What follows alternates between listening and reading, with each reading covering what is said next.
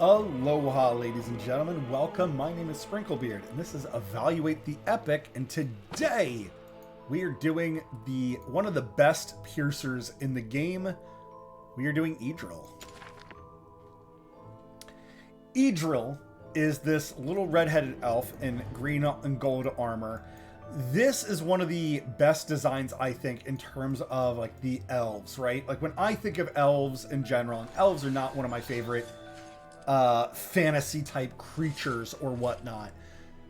Idril just kind of perfectly encapsulates what we think of when we typically think of elves. For a lot of people, it's either dual wielding swords or it is a bow and arrow marksman. With that being said, let's talk about her kit and how ridiculous this champion is. All right, so Idril, we are a piercer, right? So she uses her bow and arrow. She deals piercing damage. So ideally, anywhere where we have flying units, Idril is going to be our best friend. In the upper left, I do want to point out that she is part of two different factions, both the Watchers. So if you get her early, by early, you have a chance when you're pulling your first summonings, couple summoning shards. You are guaranteed an epic, and that epic is one of 4 champions. So it is either Idril, Theowyn, Brienne, or Tazira. Out of the options, I would argue that Idril is probably the best, followed by Theowyn, Brienne, and Tazira. Now, on this account, you will see that I have Brienne, and I have Brienne at 5-star, and she was the first one I picked. And that's because I got Brienne early, and then after Brienne, I got Idril. And for me, when I was first starting to play the game, AoE felt a lot more important than single target. So I went with her. And in the past month, I 6-starred both Idril and Theowyn, and both of these champions, I would say, are performing so incredibly well, so heavily, unfortunately, compared to Brienne.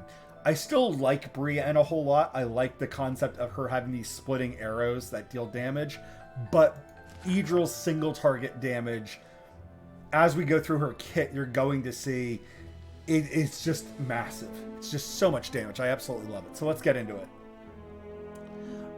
So in terms of details, right? She has just under 3,000 attack. This is kind of typical for our epic piercers. A lot of them are at 3,000 or just below 3,000. So in terms of that stat-wise, she's in the same category as everybody.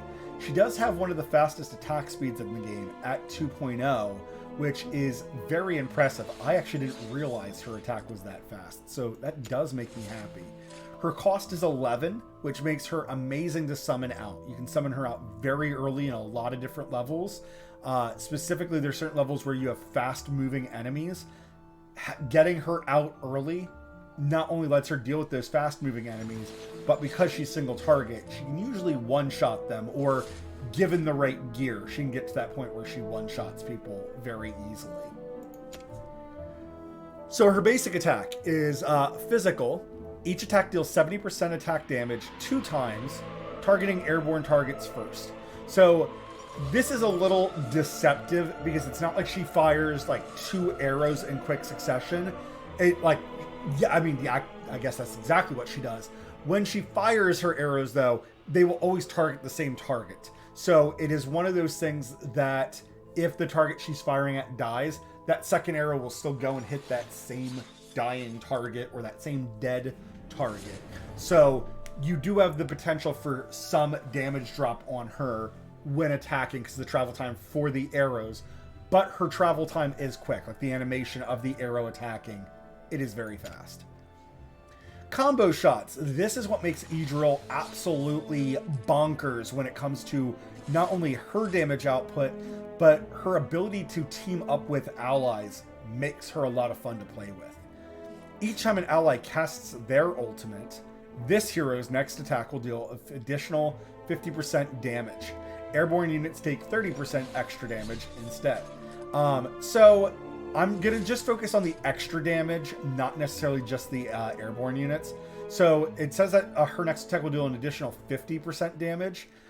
Here at level 3, we get an additional 25, and then at level 5, we get another 25. So that scales that up to an extra 100% damage on her shots when she's using combo shots. So depending on whom you pair her with, you can output an enormous amount of damage. And I was using her in not only clan boss, but like arena. There's a lot of places where she's very useful. And then if you pair her up in a way where her combo shots is going off, she can absolutely be a star character on any team.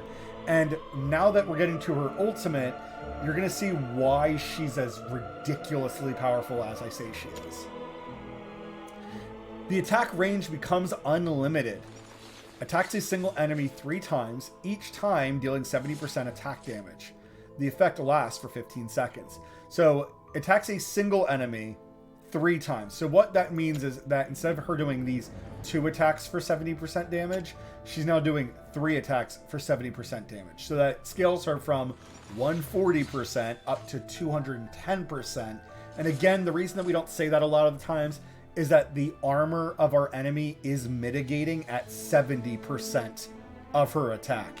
So if she has 1,000 damage and she's doing 70% of that, that means she's doing 700 damage. If our opponent has 500 armor, that means she's only doing 200 damage with each of those shots. If we were to say that she's doing 210% of that 1,000, she would be doing 2,100 damage. Minus that 500 armor would be 1,600 damage. And as you can see, that sounds like a whole lot more than 200 damage. So it is something to keep in mind that the multi-attacking that she does, however, she can still hit very high numbers. When we go to showcase her off in levels, you will see that she absolutely does put out very respectable numbers. Her attack range becoming unlimited. What is fantastic about this and the nuance of it, and I will try to show it off the best I can in a certain level or two, she will attack the unit of the enemy team that is closest to your portal. It doesn't matter what direction Idril is facing. She can be facing down in the wrong way. She can be pointed off the map. She doesn't care. She will target not necessarily who's in front of her, but whoever is getting closest to the portal. So there are times that when you try to use her ultimate, if an enemy tank, if you let them get to your front line, because let's say you have Wrath there, and you know Wrath is going to take care of this big tanky boy, the problem is Idril will still fire all of her arrows into that giant tank, and that can waste a lot of her potential. So some of the times, if you want to make her feel the most effective, make sure that you have whatever's guarding your defense crystal, that team is quick and efficient so that Idril can focus farther away targets. There is a bunch of levels where there's times where you want her to target something, she'll end up targeting something weird. Just always understand, take the moment to reflect why. So in Gear Raid 3, eventually there's these self-destructing bugs. She tends to target those over what's running into your portal. I don't know why that is the case. It is something to be aware of, is that you can miss-target some things, or like let's say you take her into a boss level. She is one of the best boss killers in the entire game. She'll sit there sniping the boss, does not matter where the boss is on the map. However, if the boss summoned out a bunch of little spiderlings, yeah, she'll tend to go after all those little spiderlings. Each map seems to have a different priority for Idril. It does not seem wildly consistent. I've had levels like in the Void Rift where she will target the boss over skeletons walking down the field towards your base. So it is something that you do want to be mindful of, is that you're going to have to test her out on certain levels, and when she doesn't perform the way you want her to, think about why she's prioritizing that target, and then say, okay, this is how I need to adapt the fight so that Idril can shoot the target the best. Let's move on to Awakenings. Awakenings for Idril. Her basic attack damage increases by 10%. This is enormous. This is one of my favorite ones for an Awakening 1, is just that her basic damage goes up. And the fact that her basic attack and her ultimate are basic attacks This basically means all of her damage goes way up, which is fantastic. Attack plus 200, always valuable to have. It is a shame that it's not scaling. However, that is still, I think it's about 15% of 3,000. I don't know off the top of my head. Yeah, something around there. It's definitely more than 10%. Oh no, it would be less than 10%. Ooh. I say that out loud and I'm now slightly sad. It's still 200 damage. It's still very good. Using limitless shots recovers rage for allies with 5% of their rage caps. So again, here is where we get to use Idril as a combo piece on the account, which I absolutely love. Feels amazing, right? You use her ultimate, it gives everybody else some more of their ultimate, which lets them get to their ult faster. And then the faster that they ult, the faster they're activating combo shots. That feels fantastic. Attack speed plus 25. I will admit that this 25 does not sound like a lot. It ends up being a whole lot, especially when you pair it with things like her ultimate. And the fact that she has one of the fastest attack speeds in the game lets her take very good advantage of just 25 attack speed. I will admit, I wish it was higher. I do wish it was closer to like 50 because we're at Awakening 4. I do think Awakening 4 should have a higher stat increase. But I do want to say it is a noticeable amount. It is one of those things that you will feel like she's attacking faster. And that's something else I will talk about in a second, is what stats could be great on her. She's absolutely a champion that heavily benefits from attack speed. So do not feel bad about giving her as much attack speed as you want. Lastly, and this Awakening 5 makes her feel phenomenal. During the effects of limitless shots, every kill extends its duration by 3 seconds. So originally, we have her ultimate lasting 15 seconds, and then once you skill her up, it lasts for 25 seconds. It feels like it lasts for an eternity. It's amazing. Now imagine that every time she kills something, she extends her ultimate and is therefore dealing more damage, or at least waits for the next enemy to come out and can pop a shot or two into them. Idril feels amazing in so many ways, shapes, and forms. So specifically, when we build Idril, I would encourage things like crit rate and crit damage right off the bat. Obviously, attack percentage is great on her, and attack speed benefit her the most.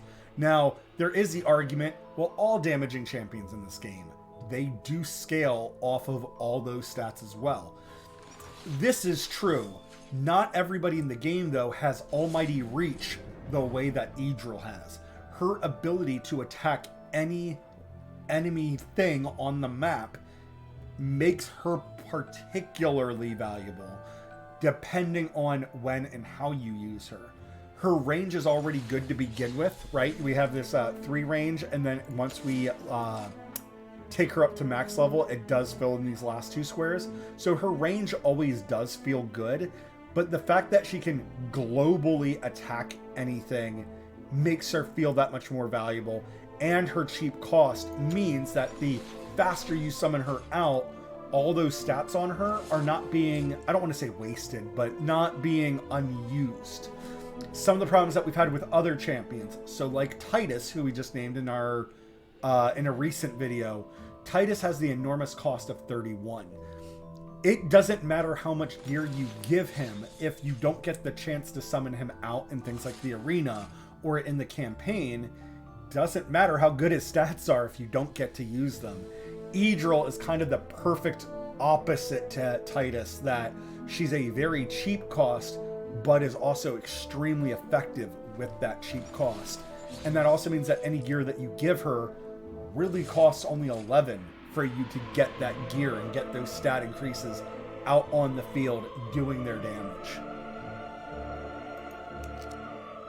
So before we move on to our next section, which talks about what stages Idril is going to be amazing in, and I'm going to put a spoiler in right now, it's pretty much everything, I do want to talk about Idril's ultimate one last time. So, or I'm sorry, not her ultimate, her passive. which does work with her ultimate. So ideally, you can go into your ultimate and have unlimited range. While you have unlimited range, this is where activating combo shots from your teammates can give her extra damage and let her do a lot more damage with her kit. So specifically, we want to talk about champions who have very quick ultimates. I'm going to try to give 3 examples from each category of who you could use that would scale extremely well with her. So when it comes to the fighters here, there's a lot of champions. There's characters like Diamond, who has an ultimate that once you summon him out, his ultimate is active. So these champions that have a quick respawn or a quick, I'm going to jump in and do my damage, as well as like their stunning, this can activate that combo shots. If you don't want to use an epic version of him, there is, I think it's Blue Boy here.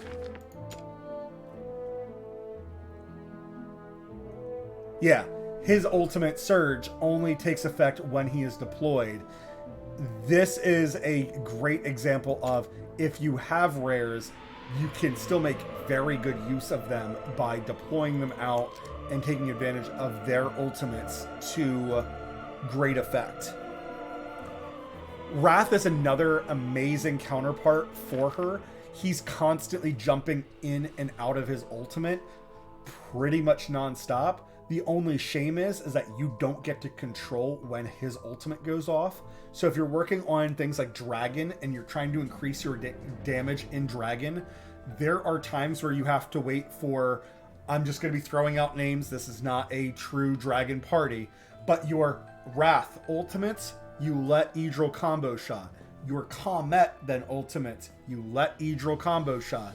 Your Aracha then ultimates, you let Idril combo shot. And you have to stagger your ultimates, which also might not be the most effective way for you to use it. If you have somebody like Dolores in your party who has a long timing on her ultimate, but could synergize very well with Idril, because if Idril is just firing off arrows at full screen, now with increased damage from Dolores, the issue though that you have is that Dolores' ultimate is on a timer.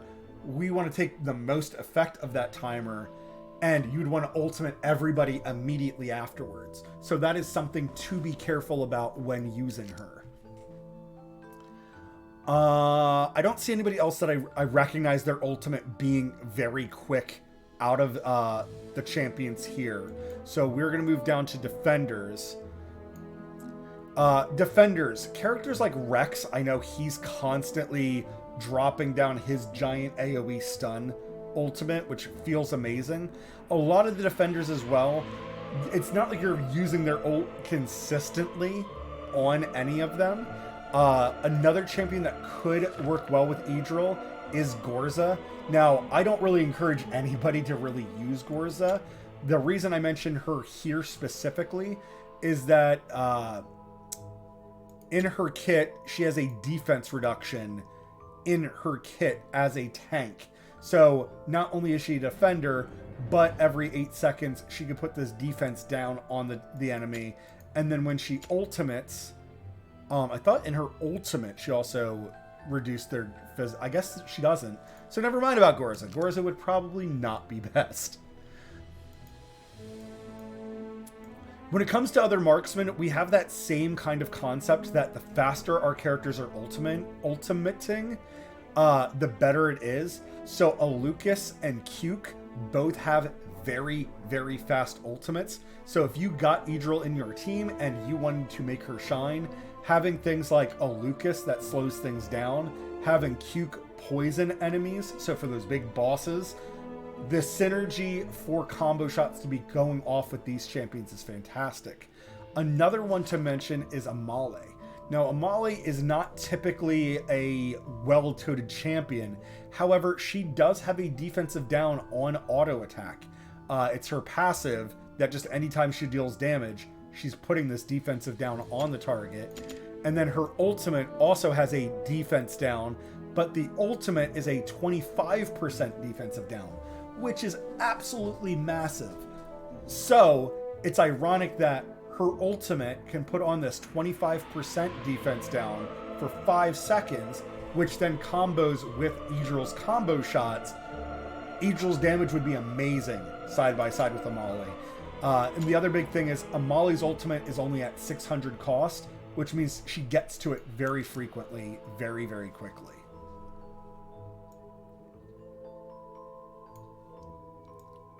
When we get to the healers, I've already mentioned that Lightlock and Camille is also in this category. They are often reaching their ultimates very, very quickly. So her ultimate is on 200, and then Lightlock's is on like 120 rage, which is exceptionally fast. So the faster that these healers are reaching their ultimates and then casting them, the faster that Idril is doing her damage and outputting a whole lot of damage. It is one of those things, it doesn't really matter which healer. I will say that Dolores is probably one of the harder ones to synergize with, except that at the same time, not really. Because if Dolores ultimates and then you ultimate right after Dolores, you're going to be attacking full screen with that huge damage buff. But Dolores does tend to hold her ultimate for very specific occasions where you want big, massive burst damage. When it comes to mages, a lot of the mages tend to have very quick ultimates. Azoth and Novris are two that I specifically want to bring attention to. And then even Osiren. Osiren is typically not considered one of the better champions in the game. We're going to be reviewing him in full next. However, I have found that when I use him, he is constantly jumping into this ultimate. I don't know if it's just the nature of his kit being that it damages everything in that AoE zone, and for every hit he builds up rage, which lets him just be in and out of ultimate constantly. But I'm serious, like there's times where I ultimate and I feel like his ultimate comes up like 5 to 10 seconds later, which is just kind of crazy. Now admittedly, Osiren's damage isn't huge by itself. However, his ability to consistently ult would then pair very well with Idril. Azoth, before you start awakening him, he's also constantly going in and out of his ultimate, but he can also turn off his ultimate early if you don't have him awakened to +3. So he could actually turn off his own ultimate and then start building up back up for his next ultimate that much sooner. Novris is a champion where I just feel like his ultimate is non-stop coming up.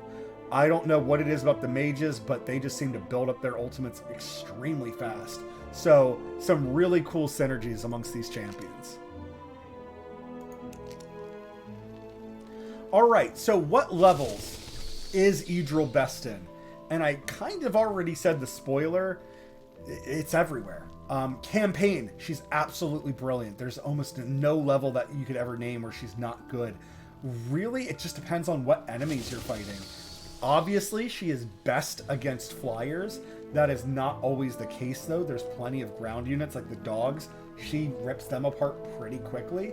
And a lot of bosses take neutral damage from all sources, so she lays into bosses no problem. I would say the only levels where she really lacks is some of your heavily armored stages. So like one of the first ones that comes to mind is Gear Raid 1. She is not fantastic because she is single target, so that puts her at a disadvantage, and then almost everything is heavily armored, which again puts her at a disadvantage. However, the bugs in Gear Raid 1 are weak to piercing damage. So, depending if you have her geared up well and you're not trying to unequip her, you could bring her in for the bugs, and the boss is also weak to piercing damage. So let's say you have no problem killing off all the little enemies, but you struggle on taking down the boss. Idril does have a place in Gear Raid 1. Not necessarily the best, but usable. Gear Raid 2, the boss does put on a shield, so it's not necessarily the best thing to use your combo shot against the boss. It is better as things start to spawn out of the portals. You can turn on her ultimate, start pecking away at them. However, I forget how she is programmed to target enemies. She might wait until they walk in front of the boss before she starts targeting them, so not necessarily the best. But in things like Gear Raid 3, and then in the promotion battles for marksmen, it is all flying enemies. Idril absolutely shines and shines so bright in these levels. She can just attack anywhere on the map. She can attack anything. If something gets past your troops, you turn on her ultimate, she'll turn right behind her and start firing arrows into the thing's ass. It feels great. It feels absolutely phenomenal. Thing like the mages is another place where she can struggle to feel like she's doing great damage. However, there are some skeleton enemies where she does fine damage against them. Fine being like it's not super reduced damage, which means you could use her as a cheap summon until you save up enough for your mage on certain levels. I don't think this is necessarily the best use for Idril. I'm saying it's a use for Idril. In things like endurance, she is perfectly great here. You don't necessarily need her to reach the whole map, but there are times where it can be helpful. There are times where you can have her covering one portal, and after she's finished off covering her own portal, you could end the level by turning on her ultimate, and she can just help finish off whatever's left. Melee attack, while you have platforms, she's perfectly usable. As the platforms get thinner and thinner, obviously, so does Idril's usefulness in those levels. Guild Boss, she's absolutely brilliant. Her ability for combo shots, her passive, lets her just constantly put in more damage. However, her ultimate does not shine here as much as it needs to. What is fantastic, though, is I believe you can put Idril in every single square, and she can reach the boss no matter what. So, once you've promoted her. So, it is one of those things, positioning-wise. She can be put into like any position you need her to be put into, and she'll still reach the boss no matter what. Artifact Material Raid, she's decent here because she's mostly single target. However, once all the little critters start getting summoned, yes, you could argue she can take them out semi-quickly. I think it's better for her to be just focused on the boss anyways. So she's good until you start running low on platforms. Once you run low on platforms, most players, I think, want a healer, or at least that's what I am seeing. Tide, she's actually very good in Tide. I was very shocked about this because Tide is about these giant waves of numbers coming at you. However, once she turns on her ultimate, she is able to attack down the entire field and start laying into the enemies. And most of the time, again, depending on what gear you give her, she ends up one-shotting majority of the enemies. So it is very, very quick that you get to use her. Resource Raid, she's perfectly fine. When I first started off, again, I had her and Brienne very, very early on this account. Let's loose. So just having anybody to do long range or to do good single target damage made her very valuable to me. My aim is true. Against these smaller targets, yes, she does plenty of damage here, so that feels good that she can one-shot the little weak enemies. However, that wasn't the biggest thing that I wanted her for. It was for these bigger hobgoblin dudes, because obviously single target damage is going to be better against them. And as you can see, she performs very well. And then if we turn on her ultimate here, she can attack enemies no matter where they're at. Now here's where her attack speed can kind of bite her in the butt a little bit, is that she will keep attacking a target even after they fall down because she has to fire her 3 arrows into the same target. But yeah, she performs very well on any level whatsoever that you bring her to. I will say though, when you start off with her, she probably won't have the crit rate and attack bonuses that you need for her to one-shot things, unless you prioritize gear towards her for that exact purpose.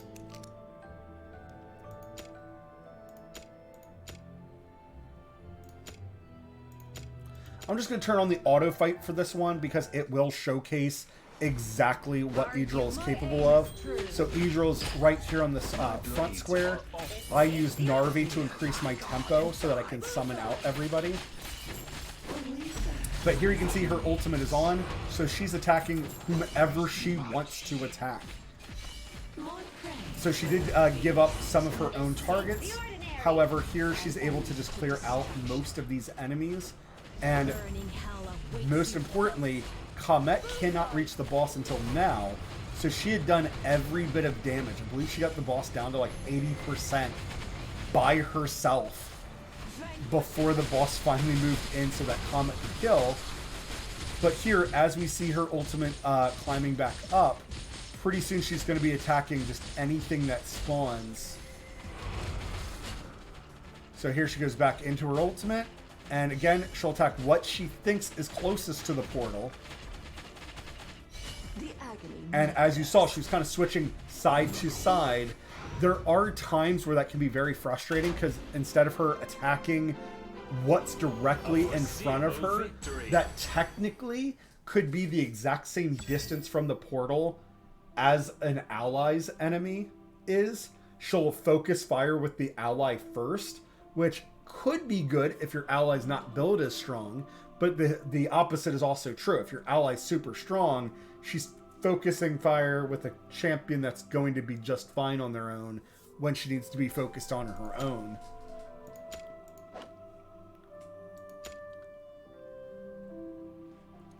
But yeah, that's an overview of Idril. She is absolutely brilliant pretty much like everywhere you take her, except against heavily armored enemies.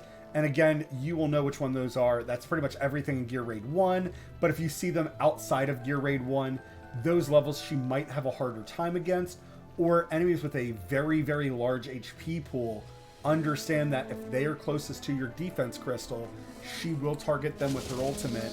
And that will heavily slow down her damage output. So you might want to make sure that you kill off these heavily armored units first before popping that ultimate.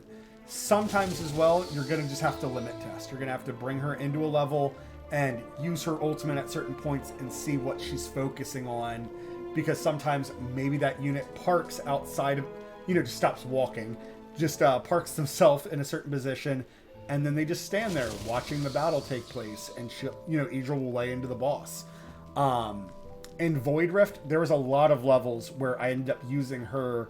And it's funny that on the normal Void Rift, eventually I got her damage to outscale the normal Void Rift, and she was killing bosses before the boss would even do their shenanigans. I would just summon Idril out very early, because her cost was 11. She would kill off a mob or two, and then I would just use her ultimate, and you would just watch her chunk down the boss to like half HP, and then her next ultimate would kill off the boss before they spawned tentacles, before they summoned out their minions. And it was a great time. Good times were had. Ladies and gentlemen, thank you very much for watching. Again, my name is Sprinklebeard. If you like the content, please like and comment on the video. Subscribe if you want to see more videos like this. Or if you want advice and want to come hang out with us, we're over at twitch.tv/Sprinklebeard. Till that next time, though. Ta-ta.